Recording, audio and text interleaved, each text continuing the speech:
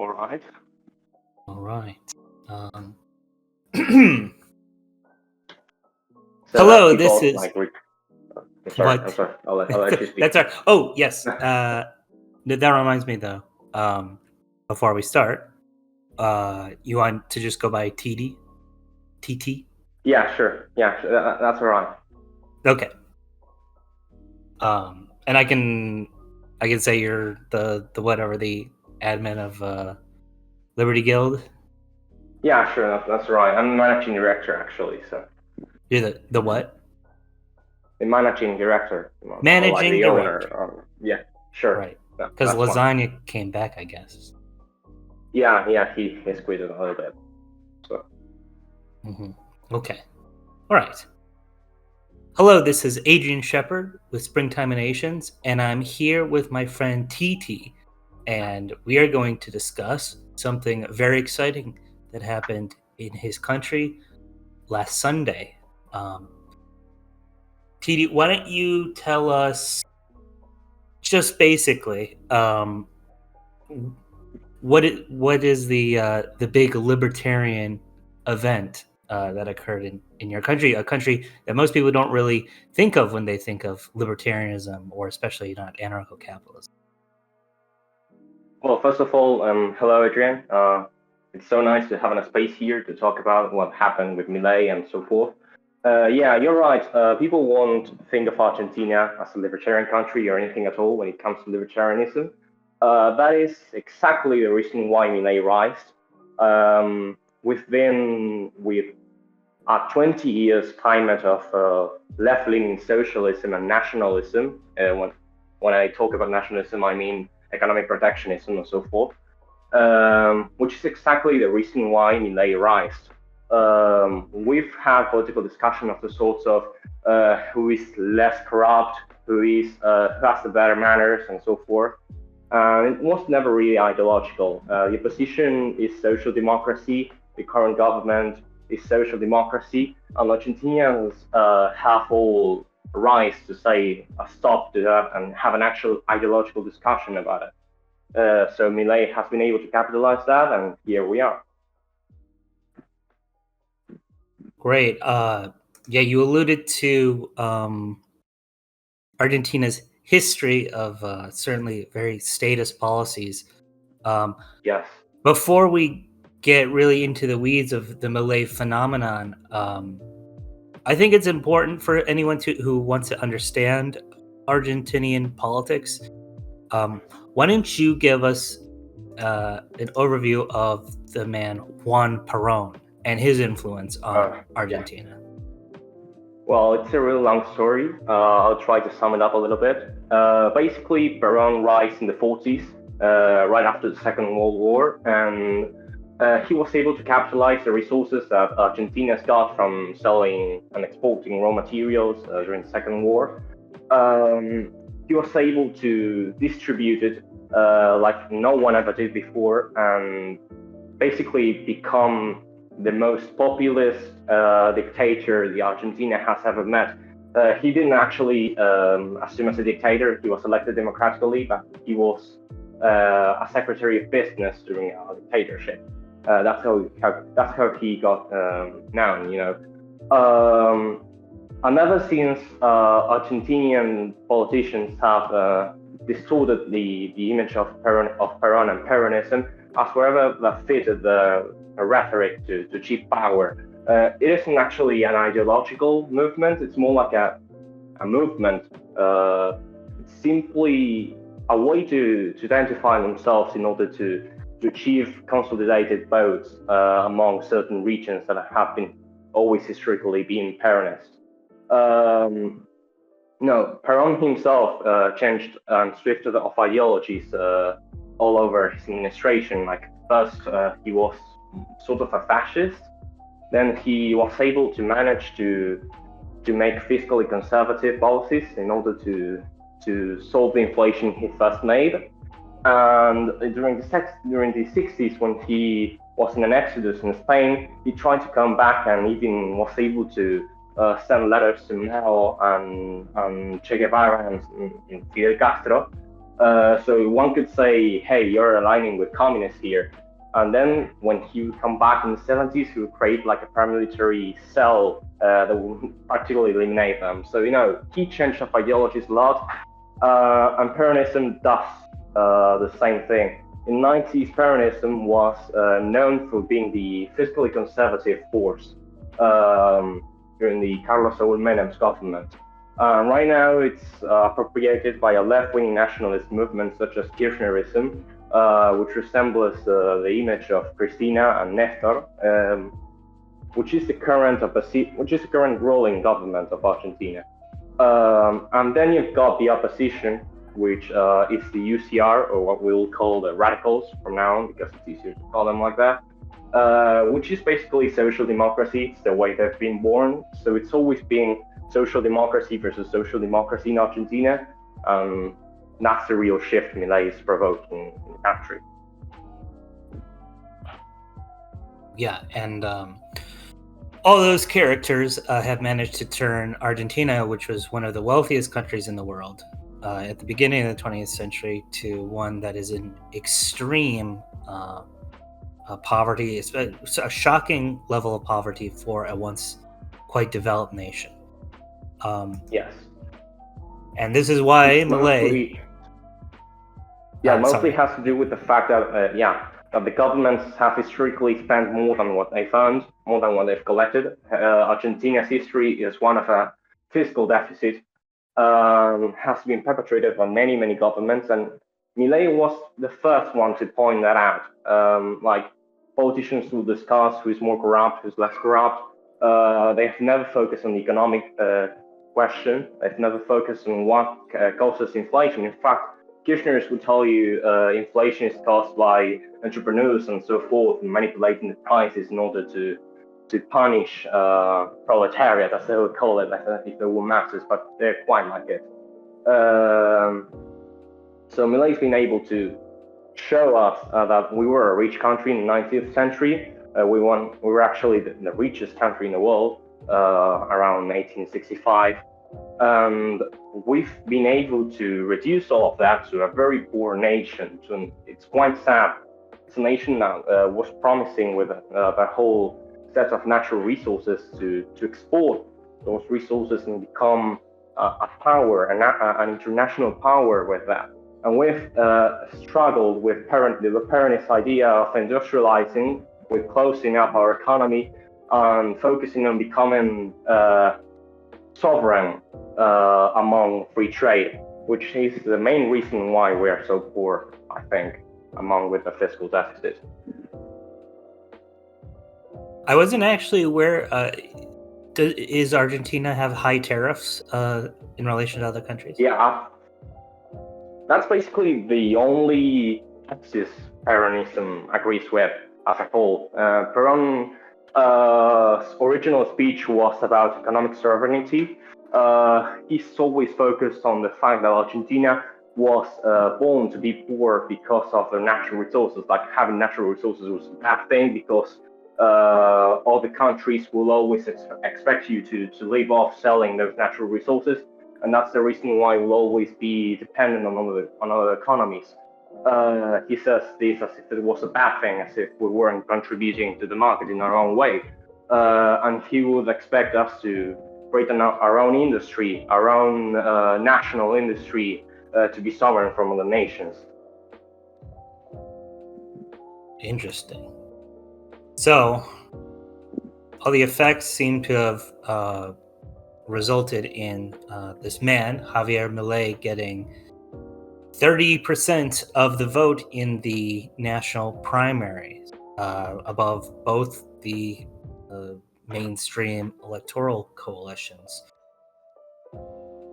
What was Milei running on during the primaries, and what is he going to run on in the general? What is his plan to return Argentina to a developed and prosperous country? Well, I think the reason why Milei even exists is because he's been able to point out these characteristics Argentina has always suffered for. And no, people saw a different thing about him. So someone who was actually talking about stuff that no one was ever talking to. He wants to deregulate the economy. He wants to cut all the red tape. He wants to cut many taxes. He says his goal is to almost cut 90% of the taxes. He wants to deregulate the economy. He wants to cut all the tariffs and all the impositions on the exporting of raw materials, which is actually the biggest focus Argentina should make. It's exporting raw material is what contributes to 66% of our national reserves. It's the most profiting business in Argentina, and it's the one that should be deregulated the most, the fastest, the quickest.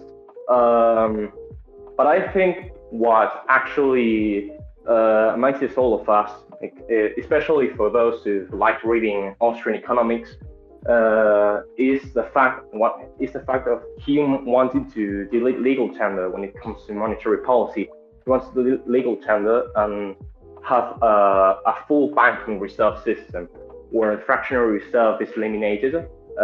This would mean that there is no necessity to print money any further, and there is no central bank that needs to save banks from bankruptcy in the case a bank run would ever happen, because there would be no more fractional reserve. They would bankrupt if they are inefficient to the market. This would allow us to destroy the central bank, where Argentina will never have a central bank ever again. It would be too politically hard to institute a new central bank when they ever deleted it. Yes, I agree. I mean, after all, it took the proponents of central banks in America something like 80 years to get our quote-unquote third central bank system after Jackson destroyed it. I want to ask a question. From what I can tell, most of his program is pretty reasonable and laudable. People keep saying that, people who are critical of Milei, that he wants to expand the drug war. Is there any truth to that, or is that just misinterpretation or wholesale lies? Well, to be honest, the drug war hasn't been quite the focus of his political campaign. He hasn't directed a lot of attention to it. But Argentina's right has always been leaning towards expanding the drug war, expanding the police regulation of drug use and drug trade. And I'm not sure if Milei's way is quite the opposite. He may have to align his forces with more conservative ones. Politics sometimes just work like that. You've got to make alliances. You've got to make further that. I think that's a mistake. I think that the libertarian ethical solution to drug war is simply legalizing all drugs and regulating its use. I think that the state interpreting what drugs should anyone consume is something inherently coercive. But it hasn't been Milei's central point of view during his campaign. I think that could be a weak spot. He probably has. I'm sure you can tell me this. Has talked as a private citizen in support of deregulating drug use. Is that right? Oh yeah. Well, yeah, sure. When he wasn't even for a political campaign or anything at all, he has talked in favor of, for example, legalizing marijuana. During his campaign, they asked him again, and he said that the country needed all the priorities. I think it's true. We need all the priorities, but it's also important to talk about the necessity to legalize all drugs.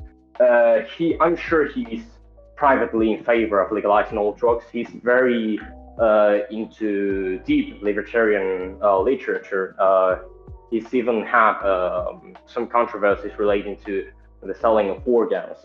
Like they asked him if he was in favor of selling organs. He say that he philosophically agreed with that, but it wasn't the time to discuss that in a country which is literally turning fire with 100% inflation per year. So yeah, I'm pretty sure he'd be in favor of legalizing all drugs to end in the drug war the greatest way imaginable, which is according to libertarian ethics, legalizing them all.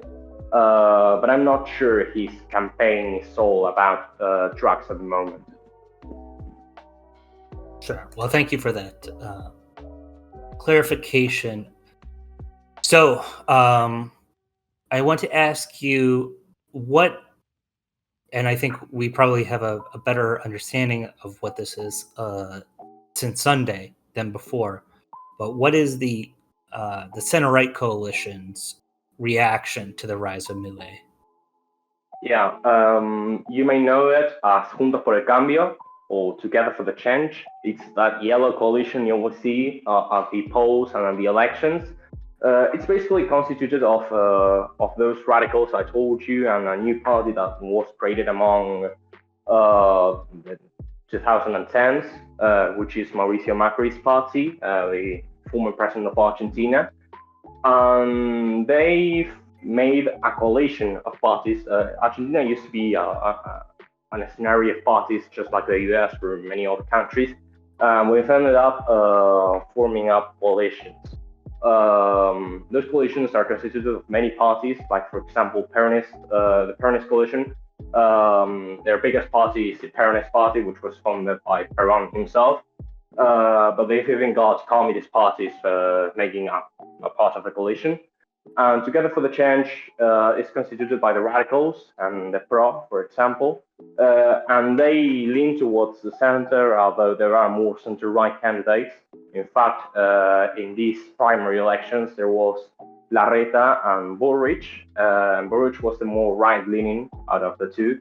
Larreta was like the most loyal WEF agent you could have ever imagined of. He wants to institute smart cities programs and all of that. And he wants us to eat the bugs and so forth. But the center right is more of trying to advocate the people to think of Milei's policies as unreasonable and as impossible to be ever achieved. They want to convince a more moderate electorate in order to gain more votes. The scenario of politics right now is basically constituting of the left, or what would be the Peronism, the center right, which would be Bullrich, Milei. So the center right is kind of in a hard position because they've got to convince those votes that are mostly at the center, but they also need to attract some Milei voters. So they're in a difficult position. I'm not sure how they'll manage to earn more votes. I think they'll try to make fake news on Milei as they've been doing lately. And the left will mostly just put themselves at the opposition of them all. They'll say they are the right wing, they want to delete your rights, they are here to kill babies and what so forth, even though they are in favor of abortion. But that's basically the political scenario of Argentina right now.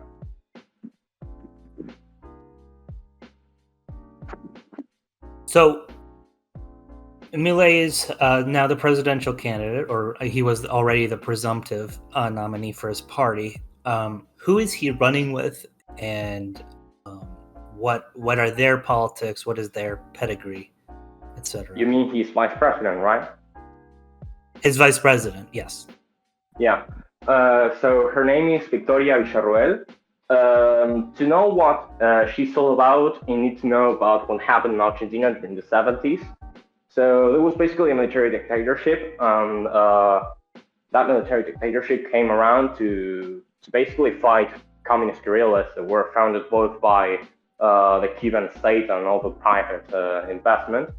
And they were also politically aligned with Peron, although Peron betrayed them. So basically, the left has been able to manipulate history and make a revisionist point of view, where the dictatorship established a genocidal regime on those communist guerrillas. Although it's been true, the military dictatorship did some terrible stuff. The whole helicopter stuff that we mostly associate with Pinochet. It was actually made by the Argentine dictatorship. So they did terrible stuff on people who, even some of them, were innocent. It was absolutely terrible. But the left's been able to multiply that countless of times by saying that the victims of that dictatorship were around 30,000 victims, while even official data made by all the left-leaning governments points at 8K people. And people tend to forget a lot about those victims made by communist guerrillas, and that's where Villarroel comes in.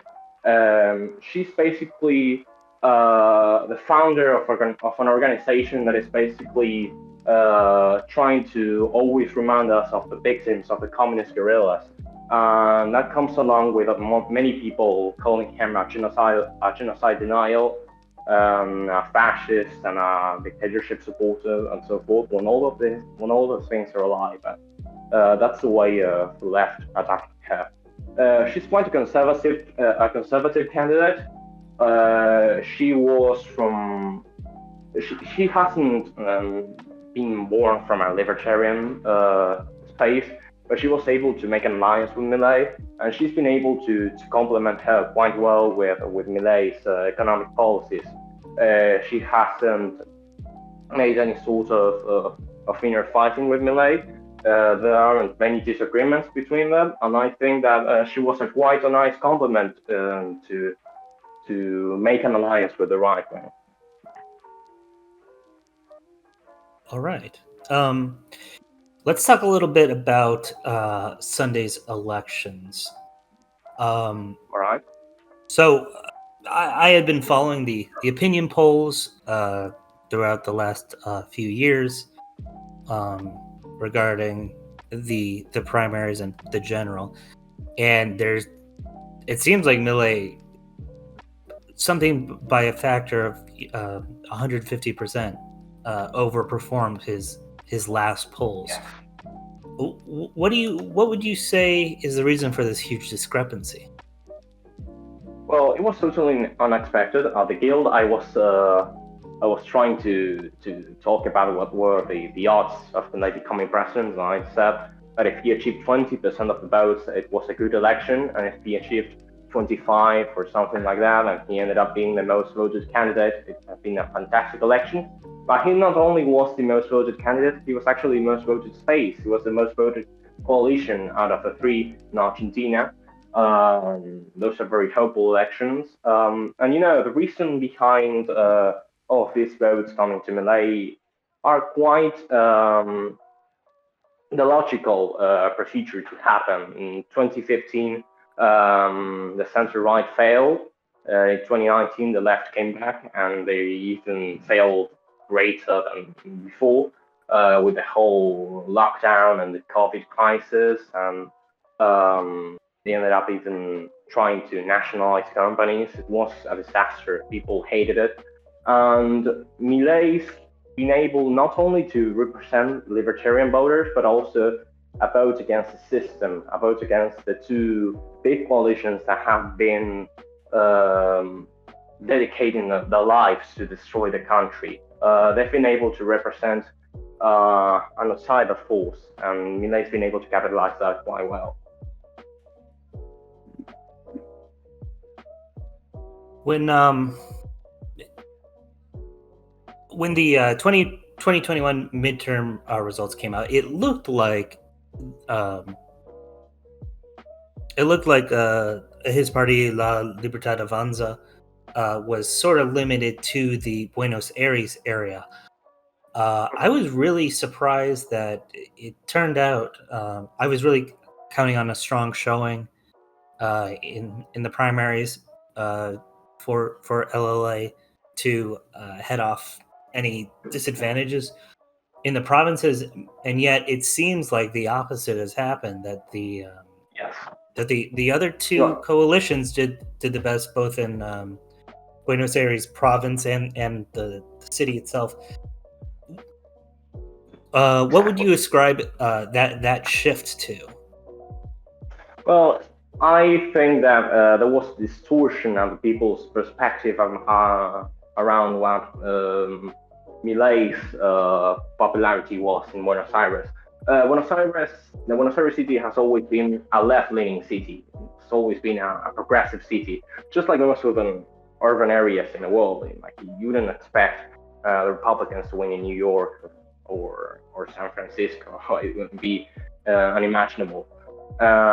The same thing happened with Milei. Milei was born in Buenos Aires, and they ran for Buenos Aires, and he got 70% of the votes, which is quite the same amount of votes that he got in these elections. However, there were many people, the rest of the country, who were willing to vote for Milei, who were very convinced of his ideas. Many people have even started to read libertarian literature thanks to Milei. Well, I think that's quite my case. I knew him in 2019 when he wasn't even a politician at all. He was just a TV personality. He would just attend to TV politics programs, and he would just scream and yell so fiercely about how much he hated Keynesianism. I still remember that era.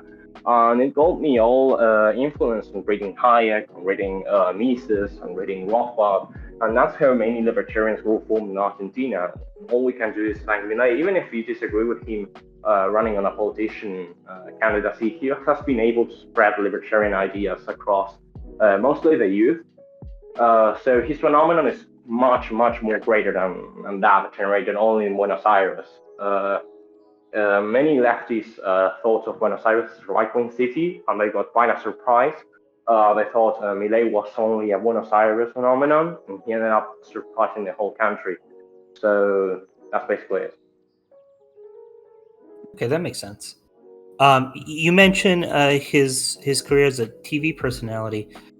I find it very surprising that such someone with views such as Milei's was even allowed to get a foothold on television. Where did he start with that, and what are there like right-wing networks that he had to spend most of his time on? Or I mean, I just wanted to learn how this guy basically created a social movement from a TV personality.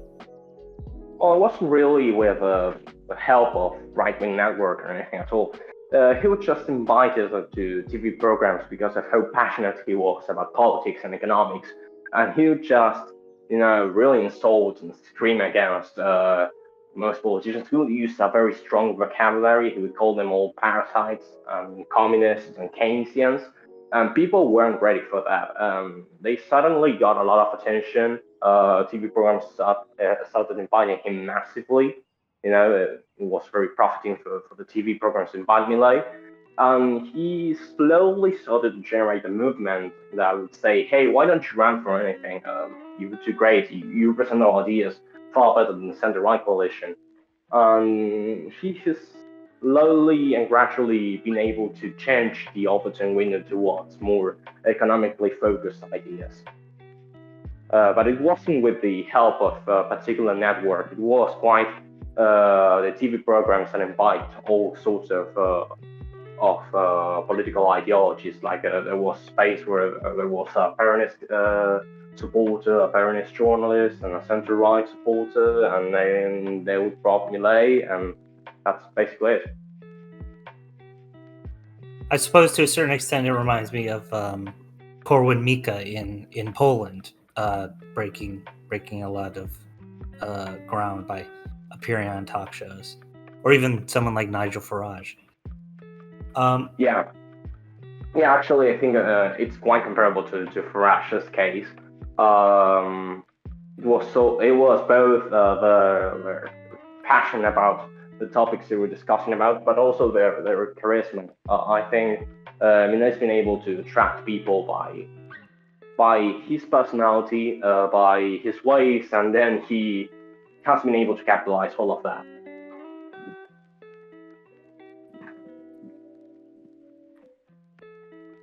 All right, just a idle curiosity question before we get to our final big question. So in Argentina, I know this is a very contentious issue, or at least an issue that people feel very strongly about, the status of the Falkland Islands, Las Malvinas, which were the subject of the 1982 Falklands War between Argentina and the UK. What is Milei's position on the Falklands question? Well, the Falklands question, I think, in Argentina lately, they've been relegated to less important space. We know we can't compete with England and the quality of life they bring to the ones who are living in the Falklands. So it's quite hard to believe that we'll be able to convince those who are living in the Falklands who feel like they're British, who feel related to the British nation, to betray their country and become a part of Argentina. Milei is quite clear that Milei knows the first thing we've got to do is to upgrade the Argentine way of life, our lifestyle, quality of life, through an improved economic policy, which leaves Argentinians much greater freedom in relation to property rights, gun ownership, and so forth. We first need to reach that point, and then we should start diplomatic missions. That's how Milei has put it. We should start diplomatic missions with England, and in that case, that particular thing could work. We could start negotiations with England.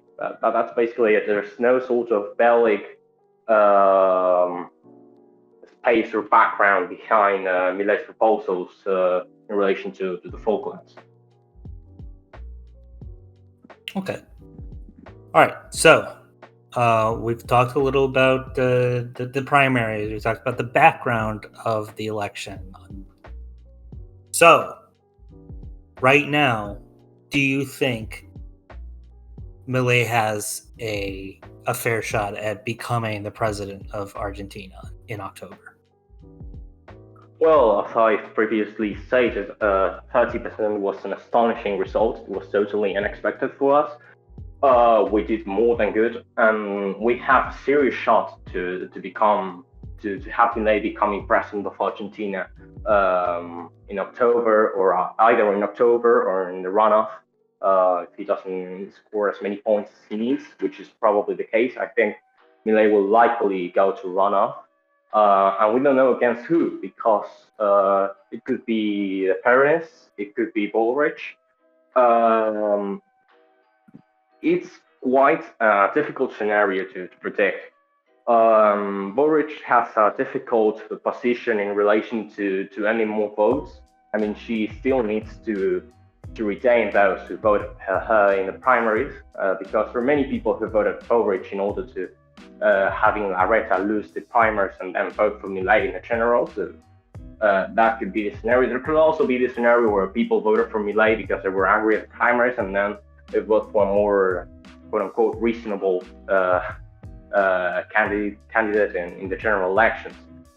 So it's quite difficult to predict. I think we have a fair shot. I think we have the odds in our favor. I think Milei, out of the three, is the most expected candidate to win the general elections and then go to a runoff, where that scenario would be different. I think we should analyze that scenario when it comes. That the odds here are in the general elections in October, and I think he has quite good odds in order to get into the runoff. Yeah, I mean, hopefully the great victory will make his polling position even higher, as problematic as the polling seems to have been, and that'll give people the confidence to go vote for him ultimately. The fact he did so good at the primaries was also did also take quite a good space for people to to realize that Milei has actual chances. Like many people didn't vote for Milei and they voted for Boric or other candidate because they thought Milei had no chance at all. And when they saw that people were able to achieve that Milei was able to achieve 30% of the votes, they've changed the idea. Man. They've changed the idea of him. So we could have more votes. I think Milei is the easiest candidate to have more votes among the Peronists. And in my opinion, the most difficult candidate to rise more votes may be Boric. I may be predicting this all wrong. Like we'll see in some months. I may have brutally faith when it comes to predicting, but I think that's my analysis when it comes to the political elections in Argentina. Right. Well, yes, we don't have perhaps as much data as we'd like. I would like to ask you about some anecdotal data, though. What is the feeling where you live? You talk to Argentinians every day. What do they think about Milei? What do they think about his chances? Well, many adults who live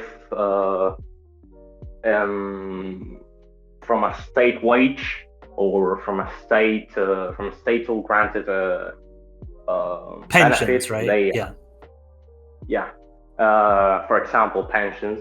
They are quite afraid of Milei winning. They think Milei will reduce the quality of life.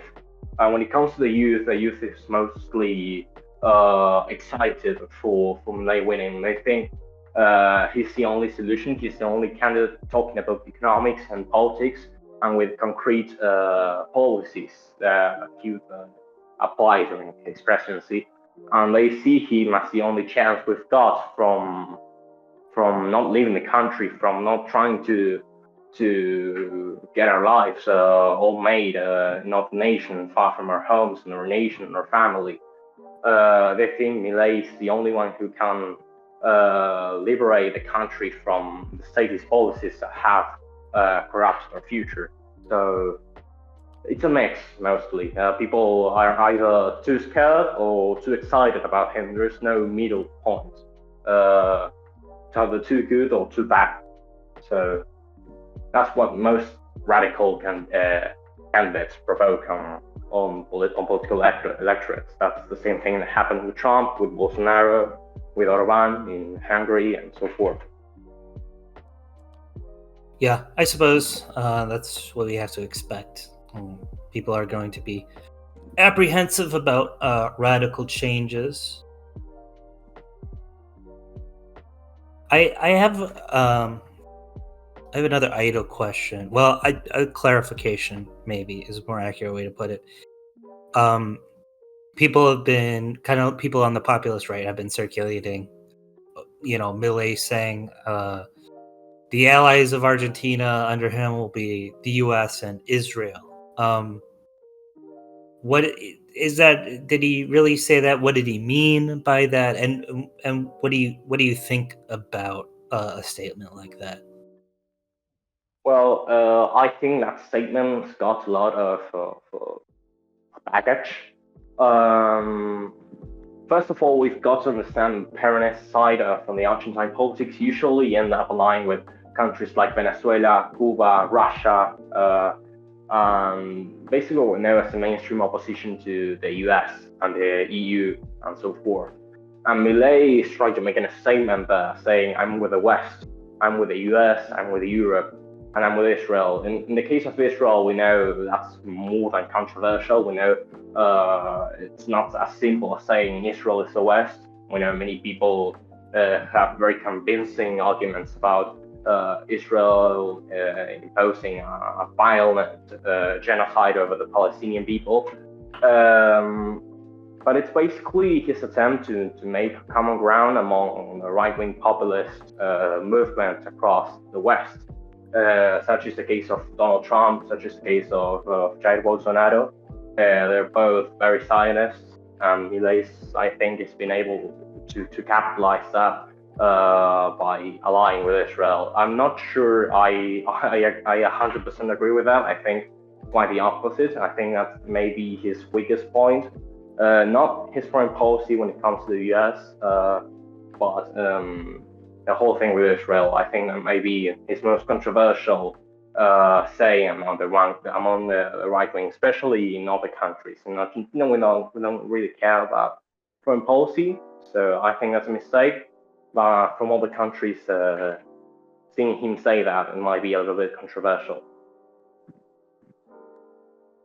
Yeah, I mean, the one thing I would say in his defense, in addition, is that realistically speaking, Argentina is not fomenting foreign wars on behalf of Israel. Exactly. Yeah. Yeah. So it's of a lower. It's irrelevant.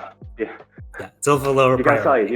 You can say that Argentina is quite an irrelevant country when it comes to foreign policy. We don't provoke any real changes. We're not Brazil with a lot of people and all of their natural capacity. I mean, we have a lot of natural resources and could be important in the world, but we've chosen not to. We're not Brazil, we're not the US, we're not any European country, or saying in foreign affairs will practically mean nothing. It's quite irrelevant for Milei to say whatever he wants about foreign policy. Yeah. Well, this was a fun conversation. I am extremely excited for the next couple months. The events last Sunday were exhilarating to watch. I'm sure every libertarian who woke up on Monday not knowing Milei from Adam is now intimately familiar.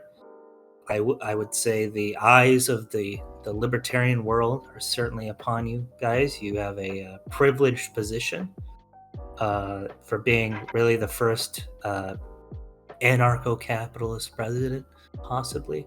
So I'll leave you with any closing thoughts, and then I think we'll wrap up.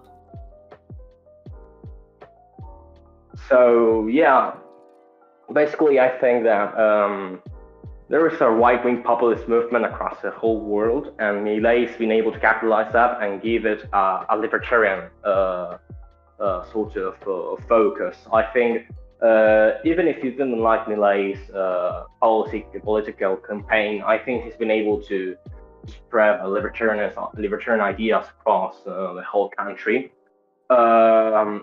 Many of his policies are quite innovating when it comes to global policy.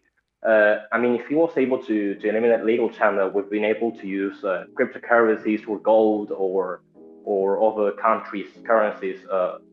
We've been able to delete the central bank and what comes with that. We've been able to delete the business cycles. We can read from the Austrian theory. We've highly reduced the odds of having an economic crisis, except for those that are generated by other countries. That would be able to eliminate bank runs. We'll be able to eliminate the distortions generated by the credit multiplication, and we'll have a much more competitive, innovating market that is much more freely and with a focus on a high respect for property rights. So I think Milei's, even if he may have some cons when it comes to the policies he proposes, I think he's by far the best option we have, and it's quite a relief to have a candidate that is focused on actual proposals and actual economic and political change, that is focused on the cultural shift that the world is going through by cultural Marxism, global agendas, and so forth. I think Milei will represent an opposition to all of that, and I think we should aim at that. Right, amen. Titi, you're the managing director of Liberty Guild server, a very large Discord community for anarcho-capitalists. We'll make sure that a link is prominently in the description. Thank you for your time. I can't wait to have an interview with you in the happy event that Milei becomes president. Yeah, that'd be great. All right, man. I'll talk to you later. Yeah, well, see you all.